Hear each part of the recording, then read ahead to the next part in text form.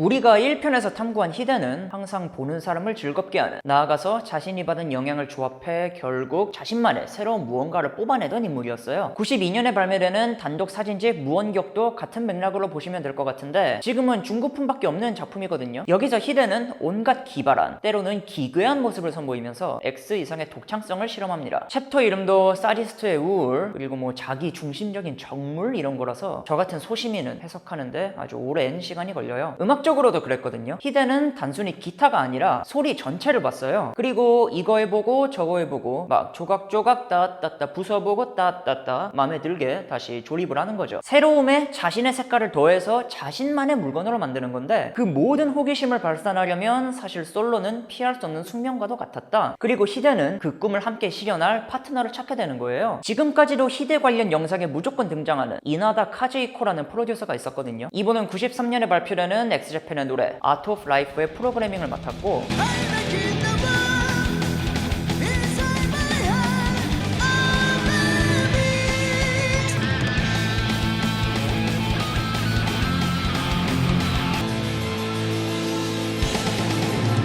즉 기계를 다루는 데에는 전문가였다는 거죠. 처음에는 엑스제팬의 멤버와 스텝으로 만났지만 차츰 가까워지면서 히데는 이 사람에게 확신을 가져요. 이 사람이라면 조각조각 따따따가 가능하다. 나를 프로듀스할 수 있겠다. 그래서 히데는 이나다의 인생을 바꾸게 됩니다. 너의 재능을 나만을 위해 써달라면서 이나라는 활동명을 붙여주고 자신과 동등한 조건에서 음악 작업을 할 수 있게 해요.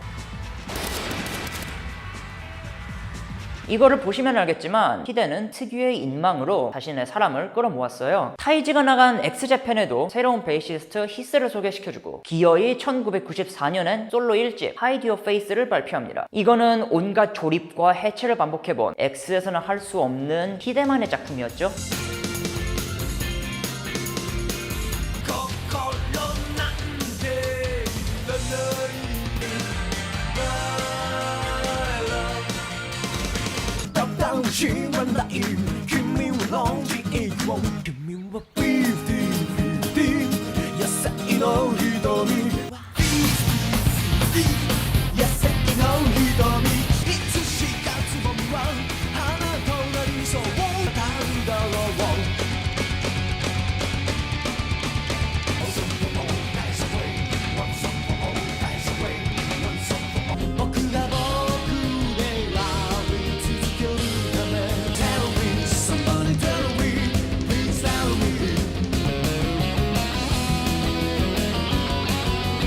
개인적으로 이 앨범을 표현하자면 통통 튄다 하는 말이 딱 어울리지 않을까 해요. 일단 커버부터 에이리언의 디자이너로 유명했던 HR 기거의 작품을 변형했죠. Hide Your Face, 얼굴을 숨기고 있고 그런 만큼 음악의 색깔도 대중적인 팝 락부터 인더스트리얼까지 모든 게 들어있어요.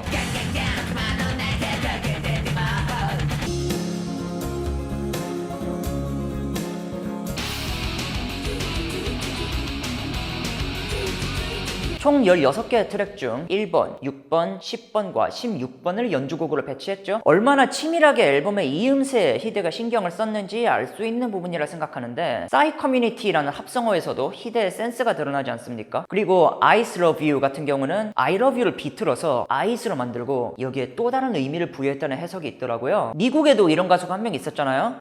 바로 프린스였습니다. 사실 여러분이 이제 그냥 싱글 릴리즈된 히데의 곡들만 들으시면은 그냥 대중적인 앨범이라고 생각을 하실 수도 있어요. 근데 저는 그 점이 바로 히데의 가장 무서운 점이었다고 생각을 합니다. 이 앨범 또한 결국 자기 자신의 이야기를 적은 아주 사적인 앨범이라고 했거든요. 근데 막상 노래 가사를 들으면 내 이야기 같기도 하고 결국에는 우리 모두의 노래가 되는 거예요. 히데를 회상하는 이나는 나중에 또 이런 말을 합니다. 우리는 정말 치밀한 작업을 했는데 히데는 결국 듣는 사람이 좋냐 나쁘냐 그것이 중요하다고 말했다. 그리고 이 말이 자신의 방향성을 바꿨다고까지 얘기를 해요. 이 말만 들어도 히데라는 사람이 어떤 사람이었는지 이제 좀 대충 알 수 있잖아요. 자신만의 영역을 구축했지만 거기에 스스로 취하진 않았습니다. 무명 때부터 결국 중요한 건 관객이었으니 팬과의 관계도 좋을 수밖에 없죠. 히데가 생전 보여준 팬 사랑은 아주 지극하기로 유명한데 뭐 굿즈 가격은 얼마 이상 받지 마라 이런 얘기를 한 것도 팬들 사이에서는 많이 알려져 있는 일화고 그 중에서도 가장 유명한 거는 아마 불치병에 걸린 소녀 팬 키시 마유코와의 이야기가 아닐까 싶어요. 이거는 저 초딩 때 히데라는 인물을 처음 알게 된 일화이기도 한데 1995 1995년에 희귀병을 앓던 키시 마유코라는 팬이 수원으로 히데를 만나고 싶다고 하는 겁니다. 마유코를 돕는 봉사단체는 히데와의 연락을 주선해주고 히데는 마유코를 95년에 엑스제팬 도쿄럼 라이브에 초대를 하죠. 今日どうもありがとうございます。ありがとうございます。こんにちは。はい。ありがとう。 마유코는 2달 동안 짠 히데의 목도리를 건네주고 히데는 그 뒤에도 그 목도리를 계속 이제 들고 다녀요. 마유코의 어머니가 말하길 히데가 미국에 갈 때도 이 목도리는 꼭 짐가방에 넣었다고, 짐이 많아서 매니저가 이걸 빼려고 하니까 이거는 안 된다 하면서 막 다시 넣기도 했다죠. 그리고 이 인연은 이후에도 지속이 돼서 히데는 이후에도 꾸준히 마유코의 병원을 찾고 연락을 나누는데, 아예 나중에 나오는 미저리라는 노래가 있거든요. 이 곡은 마유코를 위해 만들었던 그런 노래였어요.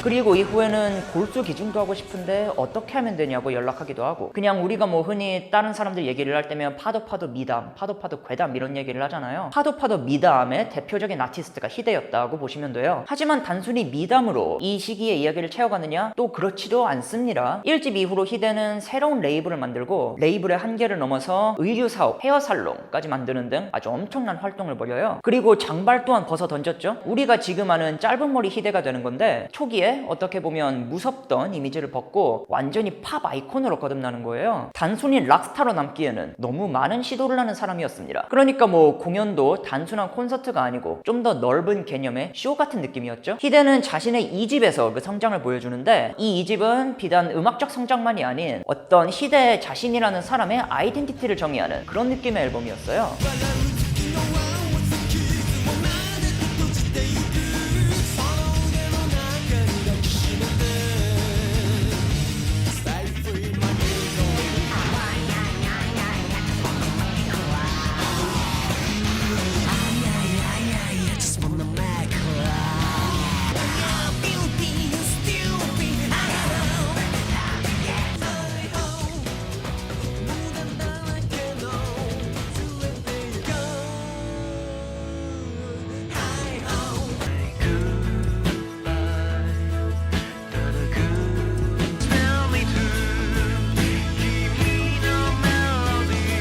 (1996년 9월에) 발매되는 솔로 2집 사이언스, 이거는 시간상으로는 거의 2년 반 만에 나온 새 앨범이었죠. 이 당시 히데는 엑스제팬과 그리고 3편에서 설명드릴 히데의 또 다른 밴드 질치의 녹음까지 겹쳐서 굉장히 바쁜 상황이었어요. 그래서 눈코 뜰 새 없이 녹음하고 편집한 앨범이었는데, 전체적인 틀은 1집과 비슷합니다. 총 트랙 16곡에 연주곡이 4곡, 하지만 커버하는 범위는 훨씬 더 넓어졌죠. 오프닝은 마치 007 영화의 OST 같고,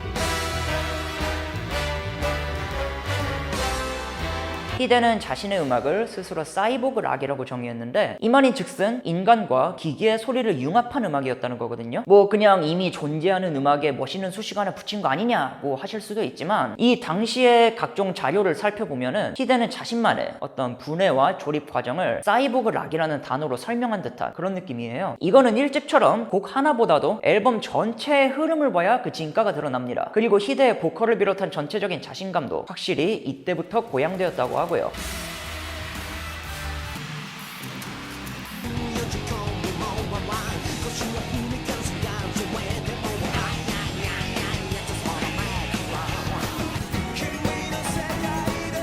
(1집에서는) 자기 목소리가 어색해서 몇백 번씩 재녹음을 하기 일쑤였다고 하니까 히데는 분명히 날이 갈수록 성장하고 거대해지는 아티스트였어요. 이렇게 솔로 앨범을 듣고 나면 2집 발매 2달 뒤에 나오는 엑스제팬의 3집 달리아에서는 어떤 게 히데가 쓴 곡인지도 대충 짐작이 가능하죠.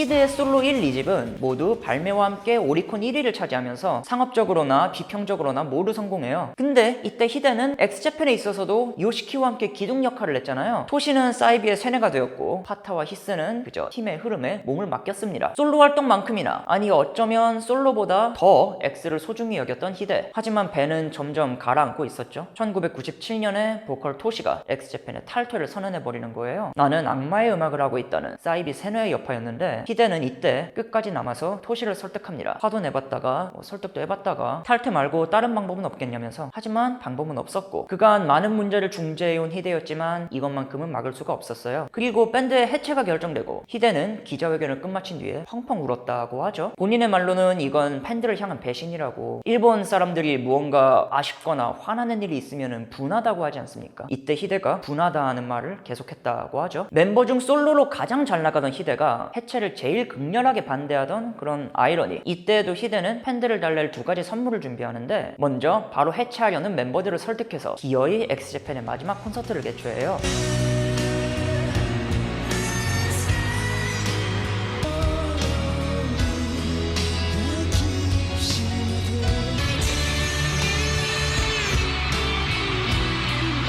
(1997년 12월 31일) 이날의 라이브는 아직까지도 회자되면서 팬들의 눈물샘을 쥐어짜고 있습니다. 그리고 바로 다음날인 1998년 1월 1일에는 히데 웨이트 스프레드 비버라는 또 다른 밴드 결성을 선언하고요. 엑스를 떠나보낸 팬들을 위해 올해는 로켓처럼 날아오르겠다는 계획을 수립한 건데, 하지만 이 활동은 너무나 당황스러운 방식으로 끝이 나고 마는 거예요.